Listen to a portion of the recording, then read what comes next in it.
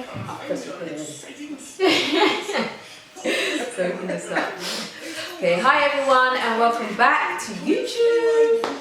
Okay, so today we just want to talk to you a little bit about being in the UK because we're both back at the moment. I'm here for a short period and Mrs. B here is back for, how long are you back for? Too long. No, I'll go back in February. But only that's going to be a short trip. It's not long. It's only a couple of weeks. I've got to come back for work again and yada. And how do you find it being back? Because I know how I found it. I haven't been back for like a year and a half, and we'll talk about that. Tell me about your feelings. What's it like for you? She wants to go back. I'm wearing a short sleeve right about now, but I'm fronting because I'm at home and my house, the heating's turned up, it's jacked up to the nines. Maybe I might have a little hot water bottle stuck behind it, but I'm fronting with this little short sleeve. I'm not gonna lie. She's not joking. Can you see that? I have a scarf on, I have a jumper on, I have this top underneath, and I have a vest top as well, yeah? Okay, so I don't know where she's going. I'm in your house too, you know. Okay, it's cold. It's very cold, seriously. I think when I touched down in the UK, the first thing that hit me was the cold. I was like, I didn't imagine, I couldn't remember it being this cold when I was here before, and the shock went straight to my bones. That's the thing, a lot of people, have you heard? A lot of people have been saying it's been mild this time. Yeah! That's nice for It's you. not mild to me. I'm like, shh. So, my daughter is in the same room, and I've told them to be quiet, but obviously they're not listening to me. It's called organic film. This is raw footage, yeah? You guys are lucky, raw footage. It's true. Oh, honestly, yeah, it's not mild to me. This weather is freezing cold. I have a big puffer jacket that I wear, and I always have it zipped up. Seriously, I'm always in the jacket because it's that cold. I don't know how people do it here, and I don't know how I did it for so many years being here because this is not nice. It doesn't motivate me to do anything. Do you feel like doing stuff in the morning? Well, today is a week exactly since I landed last week Tuesday. And I left my house because it's a Christmas period. I left my house on Christmas Day.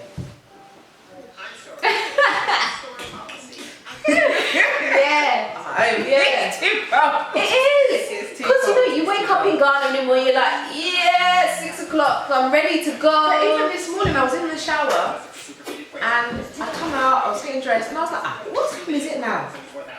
I thought it was really, really early because it was very dark. It was only 8 o'clock in the morning. I was like, but why is it so? I don't understand why it's so That's like dark. afternoon in Ghana, you know that. It's bright here right about now because we've got all the lights on in the house. If I turn them off, it'll be very dark. But, light off. I don't understand because normally in the winter in the UK, the sun's out during the day and obviously it gets darker from 4 o'clock. But I've noticed it's been getting dark from 3 o'clock.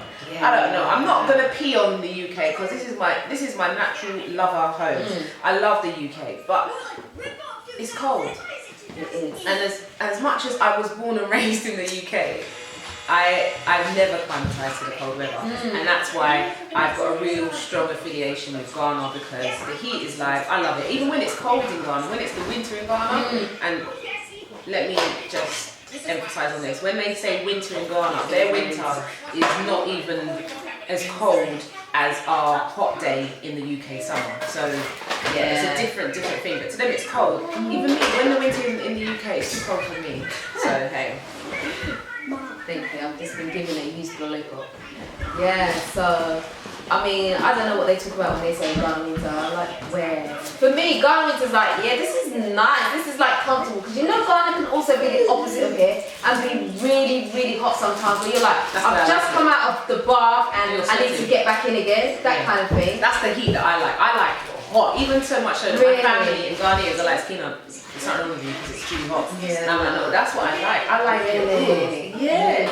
Oh no, don't rush past me and brush your sweat on me. Yeah.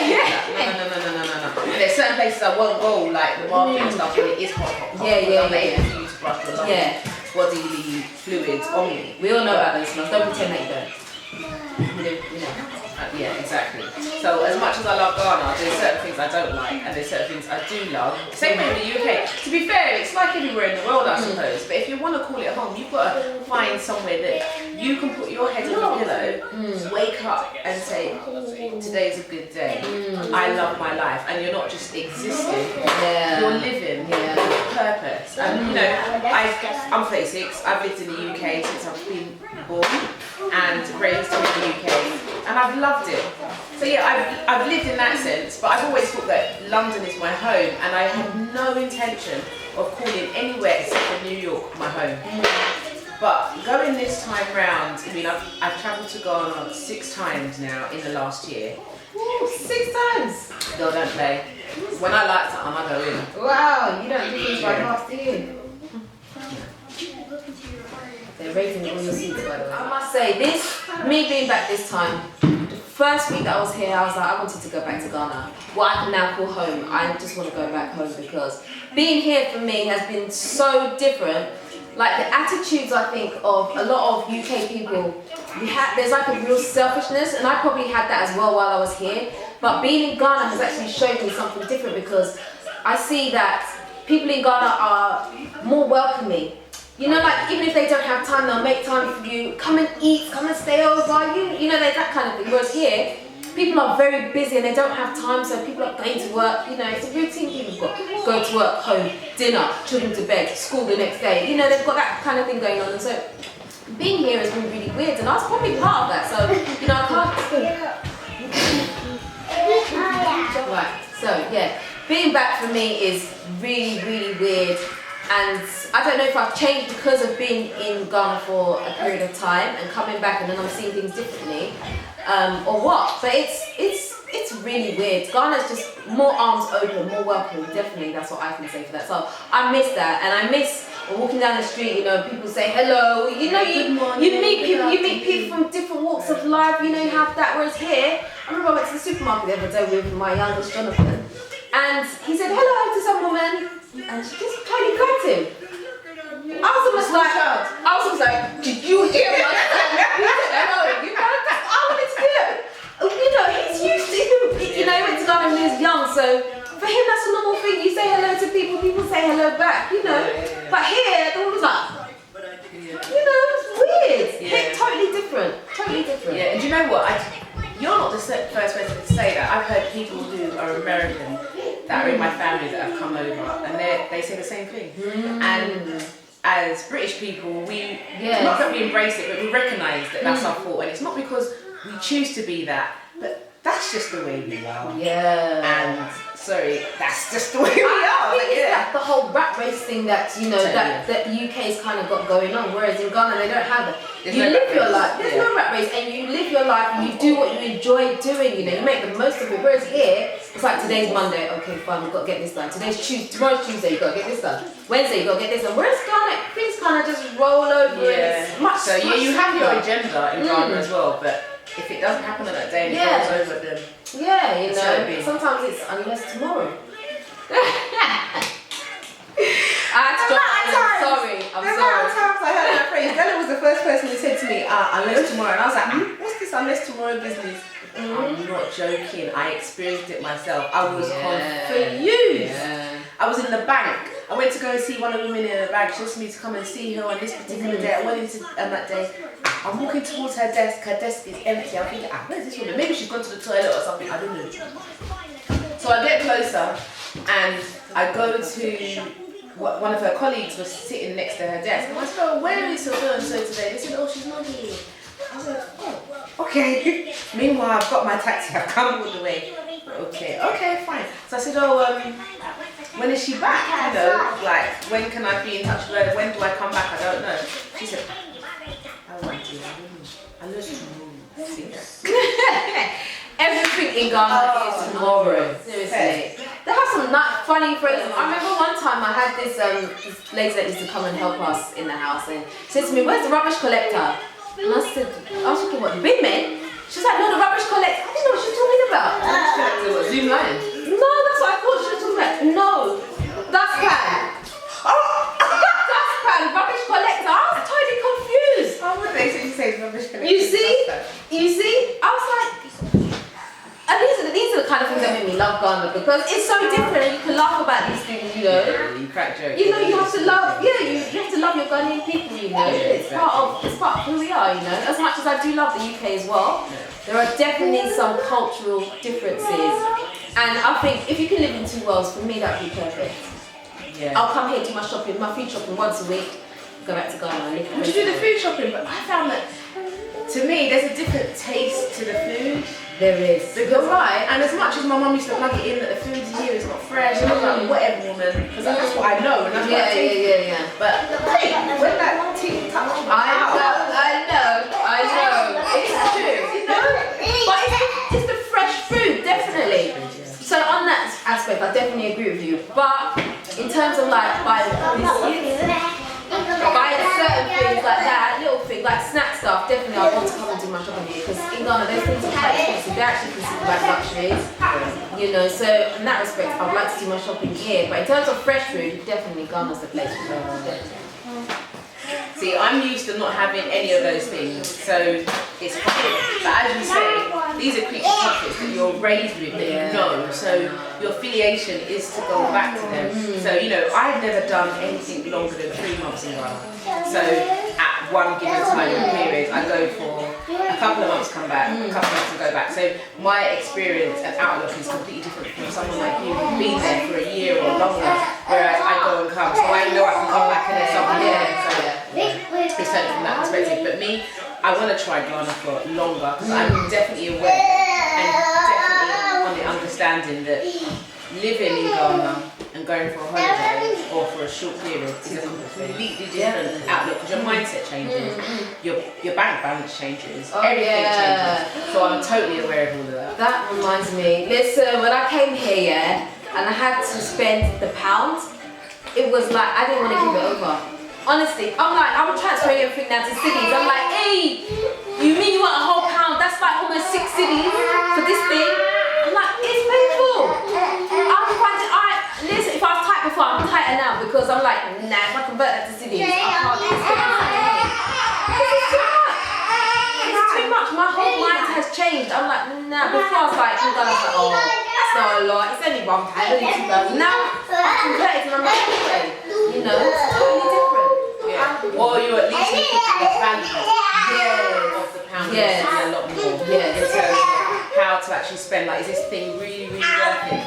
You think twice. You evaluate things a lot more. I mean, for me, when I'm in Ghana, my little secret that I use as my nugget of how I spend my money is every city, I look at it as every pound. Every pound I look at it as every city. Even though it's not, they're valued at a different level. But for me, that's what helps me get by to understand, is this thing really worth it? Selena, do you really, really need this? Is this profitable? Is this going to make sense? So I look at it as, if I was in the UK and I wasn't going to spend £1 on it, there's nowhere I'm going to spend it. That's what I do. I mean, you've got to change your evaluation on something. That's why I use my golden rule and I go up and down from there. As you can see, these children are becoming more hyper as the video is going on. There's a lot of lollipops. You can't come to my house and not eat sweets. I've got a sweet drawer, so. Before I came here, my children were well behaved, and now. But anyway, that was just a little insight of, you know, what it's like to be back in the UK from two different perspectives.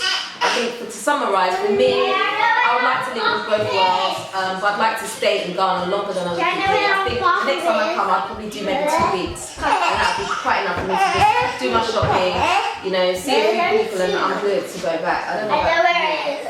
For me, because I've lived here longer than I've actually stayed away, I want to flip it and see. We were discussing earlier that, you know, I've got plans to go back again next month, and then also again a couple of months after I come back because I've got work here, work commitments as a wedding plan. I'm doing weddings, so I come back and I can't abandon ship. I can't abandon the ship, I can't abandon the team, and I can't abandon the couples I work with, so hence why I come back. But I've decided within myself that I'm not going to take any bookings for the latter half of the year, because I would like to actually go out. That's actually commitment, you know. That's commitment to going back to London. You're ready to kind of do that. Oh, I'm totally ready. My mind is ready. The fact that every time I come back to Ghana, think it starts from maybe it starts from when I know I've got to pack my bags in Ghana. Because what I actually do is I'm a very meticulous packer. Everything's packed in its chronological order and colour. But when I'm coming back, Really? I just do this. I just do this. And the reason I do that is because I don't want to deal with it. Yeah. And I'm always trying to find an excuse why I don't need to pack it back. Yeah. So that I don't need to, come back with stuff. So it starts from there, and then gradually I'm like, is there any other work I need to be doing here? Yeah. Does anybody need me to go anywhere or do anything? I'm always finding excuses. Then it's like at the airport, can't we have a delay on the road or something? I'm always, and it sounds sad and silly, but I'm always looking at it, and it's just like, I don't want to come home, but why I do want to come home is for my creature comforts, my family that I love, the people that I miss. Totally miss them. If I can take them in my pocket, I will. If I just pack up your people and bring them to Ghana with you, you'd be set. That and electricity, I would love to do that. But for me, I just want to try it out for longer and see, because yes, this is the world that I've lived in and the one I love, and I love London so do. But I think there's a lot more outside of the four walls as they say, of London that it has. And I've experienced that because I've travelled so much, and in all the different places I've been to, Ghana is the one place. Not because, I don't know if it's because my parents are from there, but for me, it's because I found it myself that something's there. And the creative juices that I have in my head, they flow so much. And whether I have an hour's sleep at night or I don't have any sleep at night, I don't know what adrenaline I'm running on. Because for a week and a half before I arrived, I hadn't slept a wink. Not a wink, because it was back to back work. But normally you could say that to me and I'd be like, I got to sleep. For me to be creative, for me to be able to bring something to the table, I need to sleep. But this time, I was on it, and it was the adrenaline of knowing that I'm doing something with purpose, something that I love, and to see the rewards on people's faces. That's why I did it. I can totally agree with you. I must say, when I was coming here from Ghana, even though I hadn't been back for a year and a half, I felt really sad when I was packing up. Just because I felt like I was going to miss out on so many things that were happening, with events happening, different things were happening, people were coming over as well. So it's like, it was so hard to leave, and I feel like since I've been here, not that much has really happened here. Nothing has happened. Yeah, I was being nice.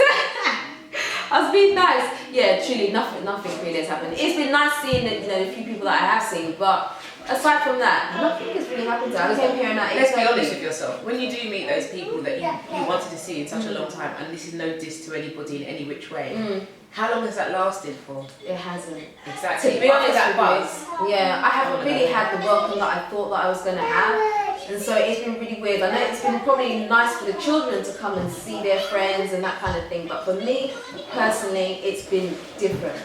Definitely different. Not as what I had maybe imagined it, or maybe I imagined it to be too much. You can sometimes build things up in your mind, and maybe that's what's happened. But what's your YouTube channel again?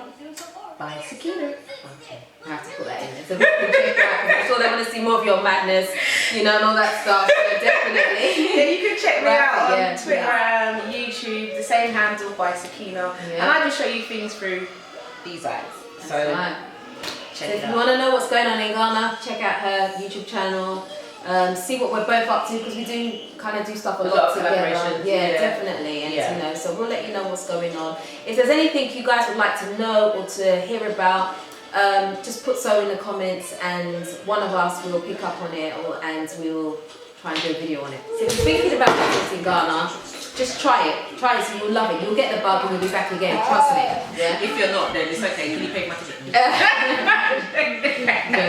I'm joking. So enjoy Ghana, and then keep your mind open, and maybe you can get the Ghana buzz, but somewhere else in the world, because the world is humongous. It is. Enjoy life. All right. Peace.